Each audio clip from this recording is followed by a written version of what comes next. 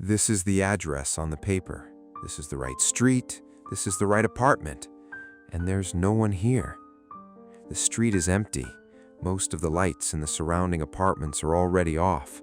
A car is parked across the street, its windows fogged with condensation.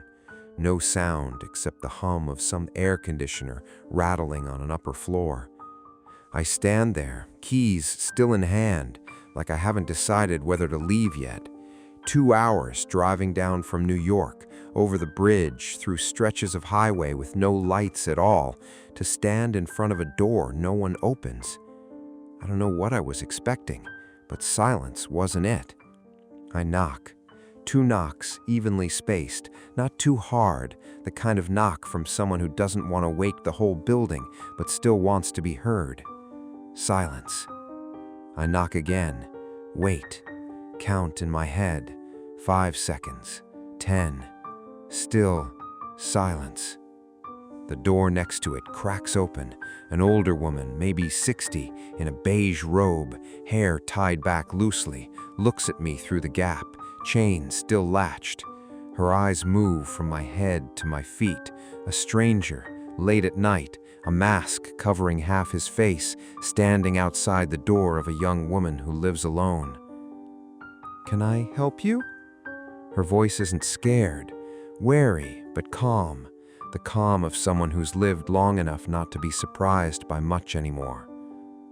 "Clara Morrison?" She looks at me a beat longer than necessary, like she's weighing something only she knows. Then, "She's not here. She left." "Left where?" "Don't know. She comes and goes, never gives notice."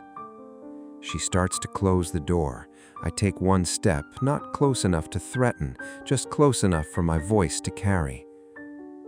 "Do you know when she'll be back?" She stops, looks at me more carefully this time, not at my clothes, at my eyes. "Who are you to her?" I have half a second to choose the words. Not an old friend, not family, not any label that might make her open up more or close off entirely. Someone from a long time ago. 5 words.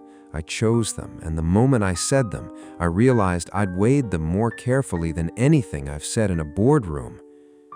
She's quiet for a second, like she's rereading the sentence in her head. "Sometime this weekend." The door closes. The lock clicks in the empty hallway. I stand there alone, looking at Clara's closed door. The hallway light above casts a pale yellow glow, not warm enough to soften the cold of standing here alone at 1 in the morning in front of an empty apartment.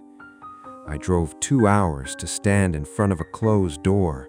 If anyone knew I was doing this, I don't know how I'd explain it.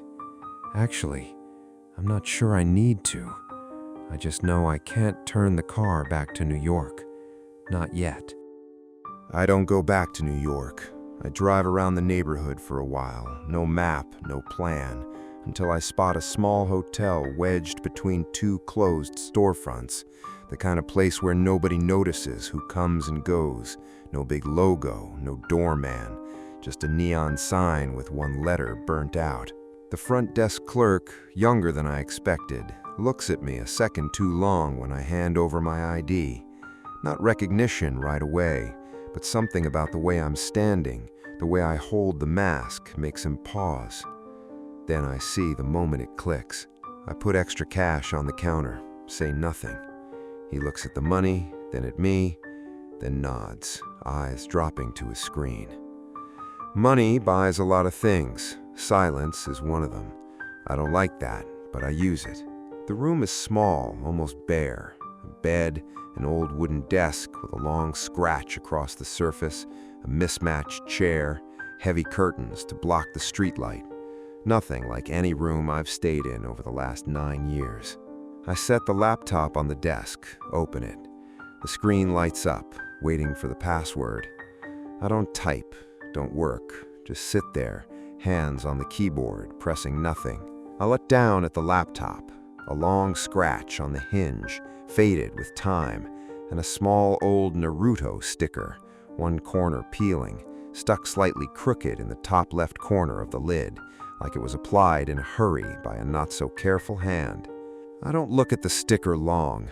I just register it the way I have every time I've opened this laptop for years. I've had that sticker so long I stopped seeing it. I close the laptop, lie down on the bed without taking off my shoes, staring at the ceiling until the sun comes up. The next morning, there's a knock right on time. Cooper. First time he's seen me in a space that isn't a penthouse or an office. Small room. Morning light slips through the curtain gap in a thin strip across the floor. Old desk. I'm sitting in front of an open laptop, a cup of coffee from the vending machine downstairs, untouched, gone cold. Cooper walks in, glances around the room for a second, observing, not curious, and says nothing about it. He sets a thin folder on the desk, pulls out the one remaining chair, sits down across from me. His eyes sweep the room the way I recognize, the same way he looked at me the first time I hired him 9 years ago in my first office, one I shared with 3 other companies. Observing, not judging. Cooper opens the folder, unhurried.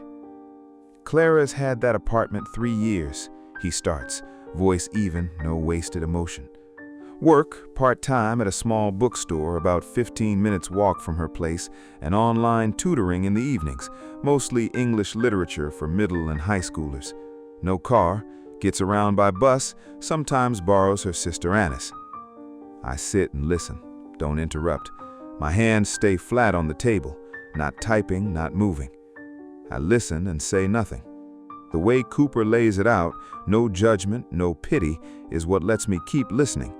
If he'd said it any other way, added even a hint of unnecessary sympathy to any sentence, I would have stopped him. Brigham and Women's, Cooper continues, turning to the next page. I confirmed she has recurring appointments there, not a one-time thing, a pattern. Which department, I don't know yet. Medical records are protected under HIPAA, no way to access them directly without breaking the law. I need more time. Keep going. 2 words, no follow-up question, no pushing. First time I haven't pushed Cooper. 9 years working together. I always set deadlines, always asked how long. This time I said keep going, in a way that made me unsure who was really the one waiting, Cooper or me. Cooper pulls another printout from the folder, a screenshot of a website, the logo of a patient assistance fund, a plain, dated interface that looks like it hasn't been redesigned in years. She applied for assistance from this fund 3 years ago, according to the data I found. This fund specifically supports patients in long-term treatment, cases without full insurance coverage or where insurance doesn't cover everything. I look at the paper on the table. Don't pick it up. Just look, like touching it would make everything more real than I can handle right now. Keep going, I say, voice unchanged. Cooper continues on to something else. I listen, but for a second, just a second, my mind drifts to the worst possibility these fragments could add up to. I don't let myself go there. I don't let myself think it, but it surfaced anyway, just a flicker. And I stand up, walk to the window faster than usual, fast enough that the chair behind me shifts slightly. I stand there, looking down at the small street below, a laundromat with a faded sign, a produce stand on the sidewalk, low houses with wooden porch steps, a woman walking her dog. An ordinary morning in an ordinary neighborhood. Behind me, Cooper keeps talking, his voice unchanged, as if he doesn't notice or chooses not to notice my reaction. She sold some things on resale sites over the past few years, jewelry, a few personal items, and a laptop. I stop breathing for a second. Laptop. I turn around, keeping my voice level. Older model, sold about 5 years ago based on the listing timestamp. I don't say anything else, don't explain why that word stopped me. Just stand there, one hand still on the window frame. I'm still at the window, looking down at the small street, trying to keep my eyes busy with something outside instead of what's happening inside. I'd imagined a lot about the life she was living. For 9 years, the image I carried was the man in that restaurant, that smile, everything I thought she'd chosen over me. Not this.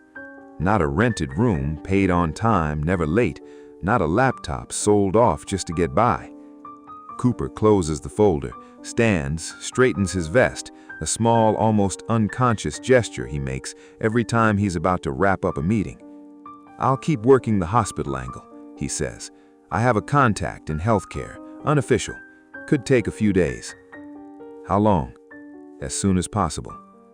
Cooper leaves. No apology for not knowing more, no overpromising what he isn't sure of. My phone has a message from Daniel, sent early this morning. "You okay?" I look at the screen for a moment, then type 2 words back. "Working on it." I sit alone in the room, looking at the laptop still open on the desk, scratch on the hinge, Naruto sticker peeling at the corner, slightly crooked. I'd hated her with a version of her I made up myself, and I started to suspect the woman in that picture might not exist. I sit with that thought a while, doing nothing, saying nothing, just letting it sit there. Then I get up, grab the jacket off the back of the chair, go outside, the walking habit I keep whenever I need to think, though in New York that means walking between skyscrapers, and here it means stepping onto a street I've never known. I don't know where I'm going, but the hotel room was starting to feel smaller by the minute I sat still in it. I put on the mask, sunglasses, pull my hood up slightly, go outside. An ordinary neighborhood, almost pleasant.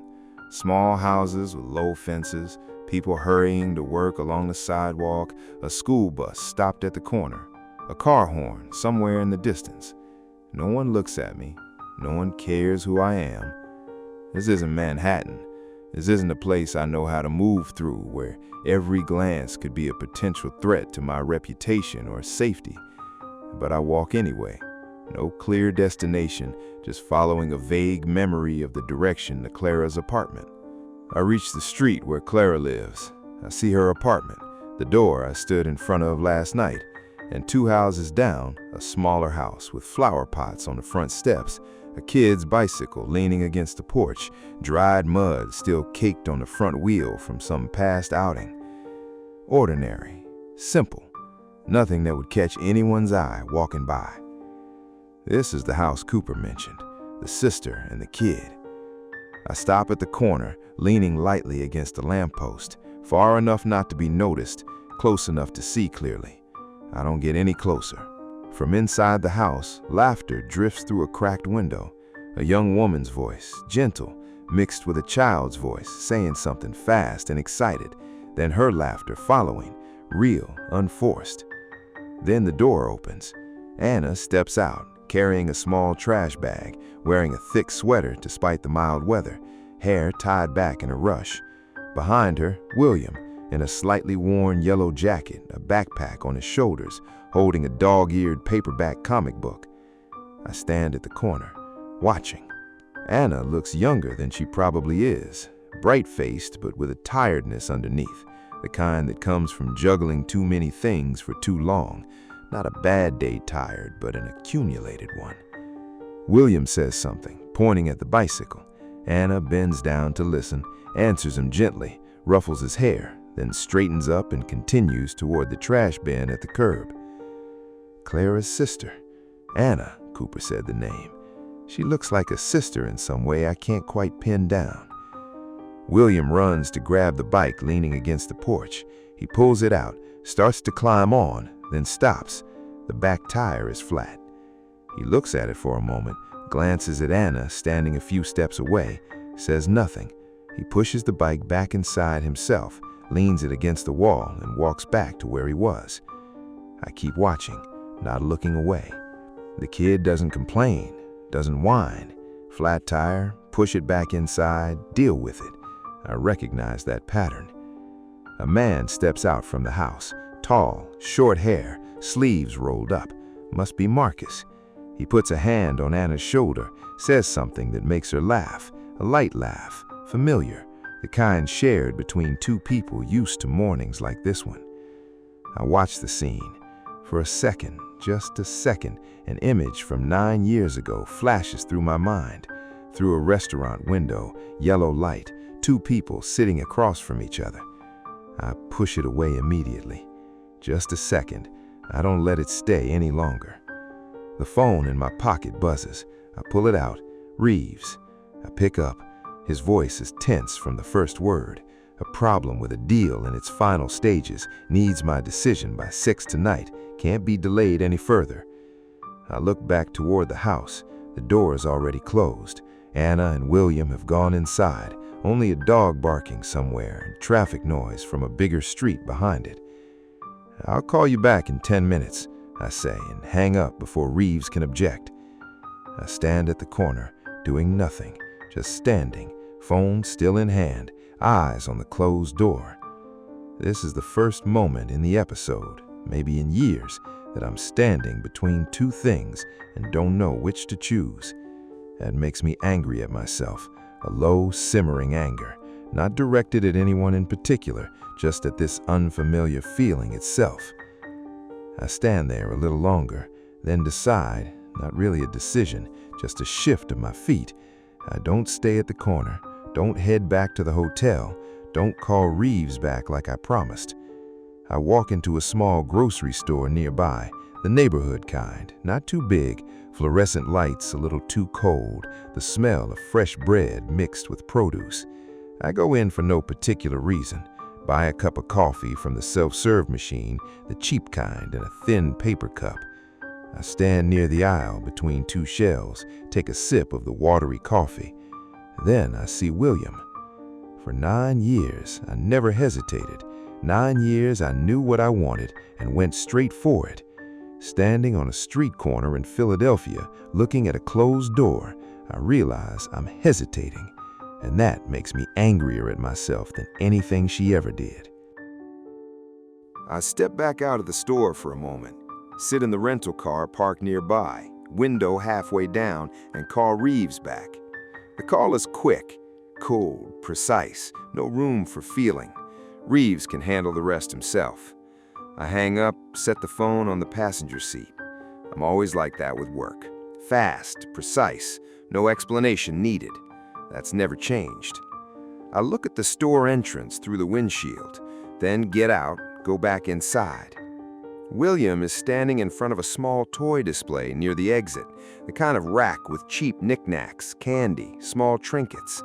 He's holding a box of yellow hair ties, looking at it, looking around, putting it down. Picking it up again, putting it down again. I watch from a distance, standing between two other aisles, observing without approaching yet. He opens his palm, a few loose coins inside, small ones, pennies, nickels, couple of quarters. He counts, lips moving with each number. Not enough. He sets the box back on the shelf. No particular sadness on his face, no frown, no sigh. The way someone sets something down when they're used to setting things down, when they've learned not to let scarcity become something publicly sad. I walk over, stop a comfortable distance from him, look at the yellow hair tie box. What do you need that for? William looks up at me. There's a brief flicker in his eyes, not fear, not caution, but a vague recognition, the way kids sense a kind-looking adult even if they've never met before, not a stranger. For my mom's hair ties. Your mom like yellow? He thinks for a second, tilting his head. I don't know, but she wears yellow a lot. I think she likes it. I look at the box, price tag, $1.49. I pull out my wallet, then stop, look inside. There's an old $20 bill tucked among the other bills.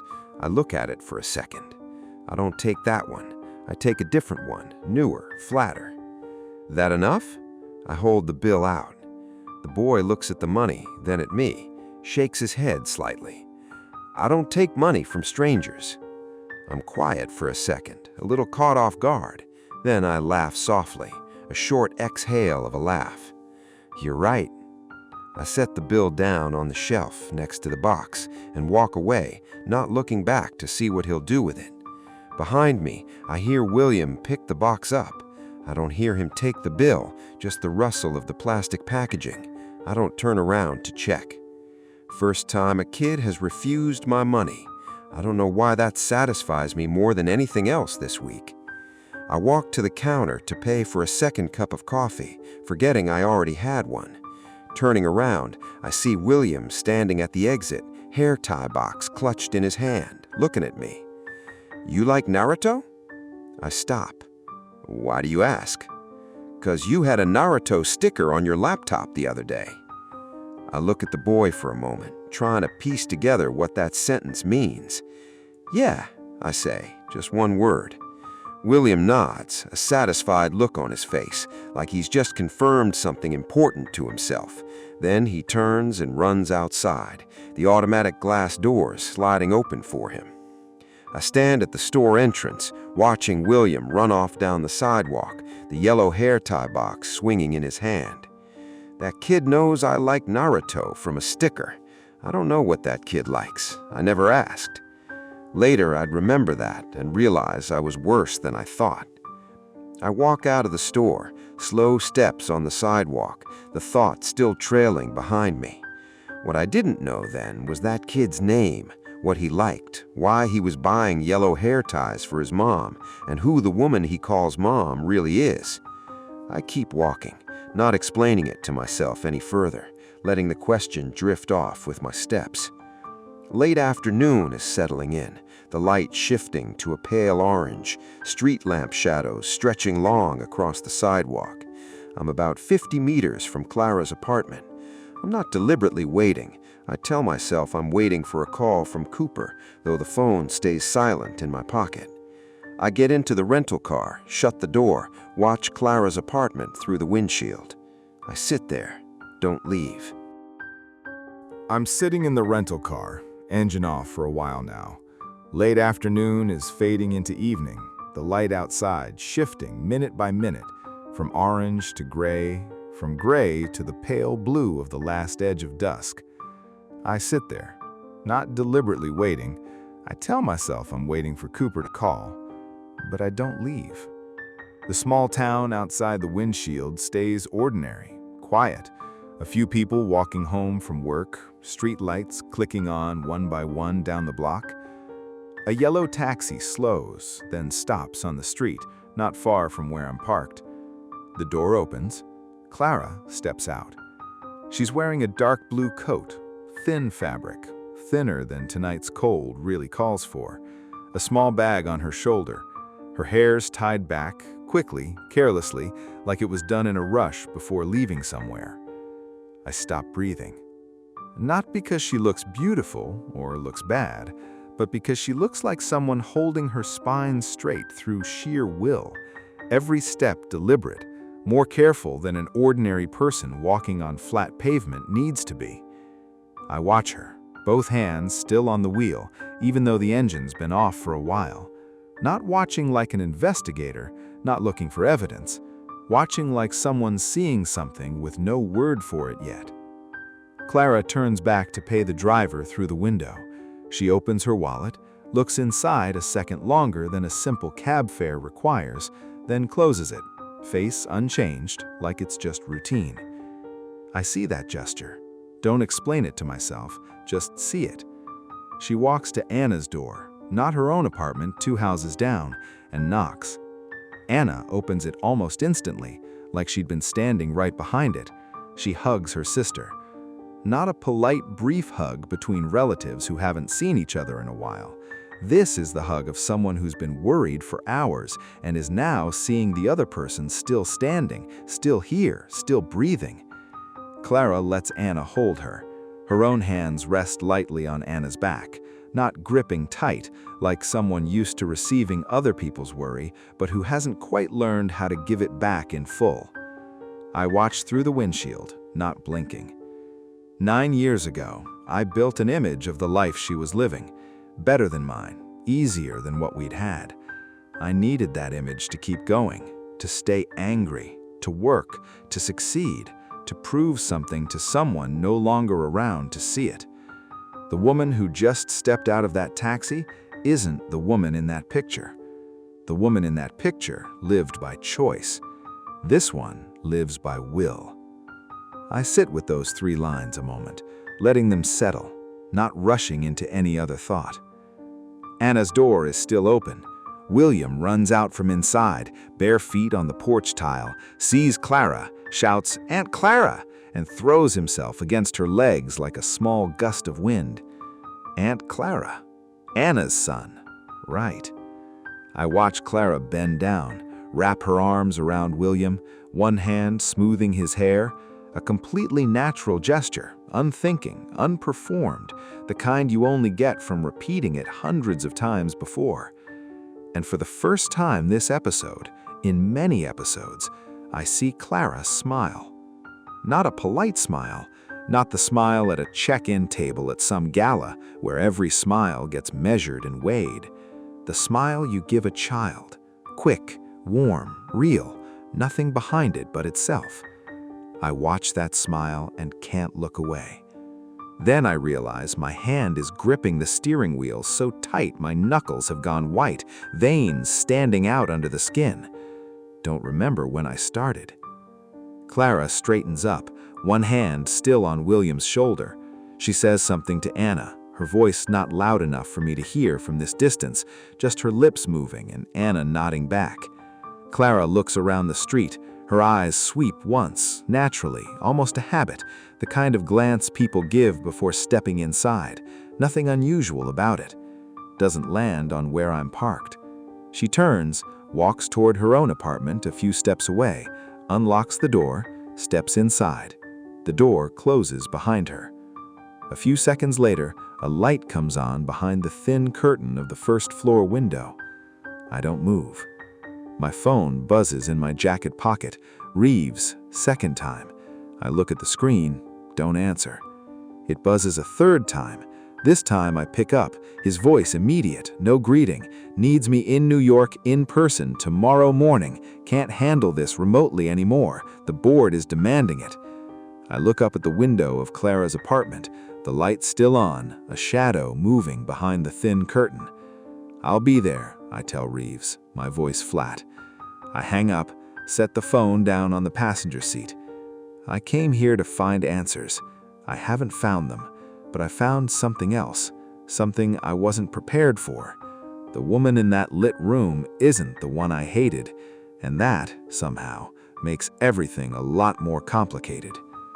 I sit a while longer in the dark of the car, letting that sentence settle before reaching for the key and starting the engine. I drive away from the street, not glancing back in the rearview mirror even once. Night has fully fallen. The highway back to New York stretches ahead, oncoming headlights sliding past at even intervals. The phone lights up on the passenger seat, a text from Daniel. "You okay?" I pick it up, type back, heading home. Daniel doesn't push, doesn't send another message like he usually would. Maybe he's learned when to leave me alone. I drive in silence for a long stretch. No radio, no calls, just the road ahead and the dark on either side, occasionally cut by the lights of a gas station or a reflective road sign. Halfway through, the phone rings. Cooper. I answer on speaker. "I've got more on the hospital." His voice fills the car. "Go ahead." "I found a source, a contact in healthcare. Not official records, can't be used as evidence anywhere, just an unofficial confirmation, but enough for you to know what kind of department is treating her." A short silence on the line. "And?" I ask. Cooper says the name of the department. I say nothing. 1 second, 2, 3 seconds pass in silence, just the hum of the engine and the faint whistle of wind against the window. "Mr. Hayes?" Cooper's voice comes through, a little hesitant. "I'm here," I say. My voice doesn't change, but my foot has already eased off the gas, the car's speed dropping. Not a red light. There's no traffic signal on this stretch of road. I steer onto the shoulder, cut the engine. The headlights die with it, leaving near total darkness around me, just a few stars and the distant glow of some neighborhood on the horizon. I sit in the dark, both hands off the wheel, resting on my lap. I already knew, not because Cooper told me, because of the way she stepped out of that taxi, more careful than an ordinary person walking on flat pavement, because of the way she held that boy, not gripping tight, softer than usual, like she was rationing her strength, because of Brigham and Women's. I already knew. I just didn't want to. I sit there a long time, not sure how long, until Cooper's voice comes through the speaker again, asking if I'm still there. I say something short, tell him to keep watching, then hang up. I sit in the dark on the shoulder of the road, somewhere between Philadelphia and New York, between the man I've been and the man I don't know I'm becoming. I don't start the car right away, just sit, letting the night close in around me. The phone screen dims, then goes dark on the passenger seat. Clara's apartment. Late night. The living room light is off, only a thin sliver of light spilling from the bedroom beyond. The only thing still lit in the dark living room, a phone screen on the table, face half turned up. An unread text from an unknown number lights up on the lock screen, a pale blue glow reflecting off the wood tabletop. On the screen, only the first 3 words of the message visible before it goes dark on its own, a few seconds with no one touching it. I could. The screen goes fully dark. The room settles into silence.